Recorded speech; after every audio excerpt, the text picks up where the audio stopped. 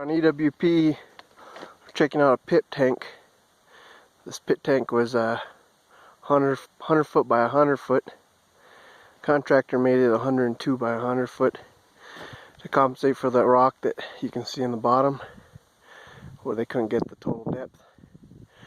So to check these out, all I did was I shot our benchmark, which is right at that little tree right there, and I had to be 11 feet lower than that benchmark at all four corners. Well, after shooting it, on average, he was a half a foot deeper than 11 feet. So if I was supposed to read 1300, he was at 13.5. He has a 5-to-1 slope on this side. It's supposed to be 4-to-1, but since it's a lesser slope, that's fine. It's better. And then he gets a 4-to-1 on that side. And on the in slopes, it's 3-to-1.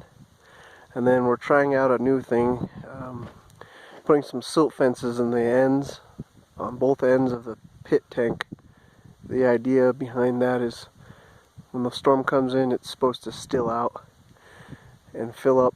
All the fines are supposed to still out behind that, and then eventually the more granular stuff will deposit on top. So that's typically what it looks like. There's the spoil. On this one he would have had about 1,500 cubic yards of spoil. There's one spoil pile and there's the other. So it kind of gives you an idea of what 1,500 cubic yards comes out to be.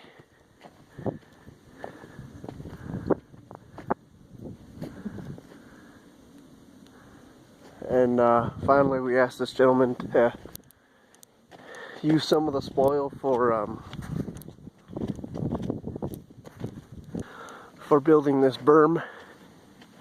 This berm already existed, but it wasn't high enough, and it was overtopping, so he built it a little higher.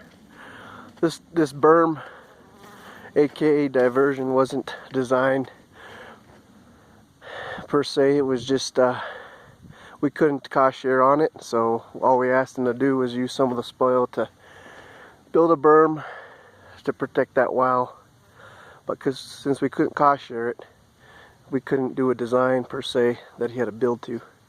But it'll work. The old berm is behind it, and you can see it. I think you can see it maybe. It overtopped. Well, maybe not no more. But anyways, shouldn't have that issue of overtopping no more.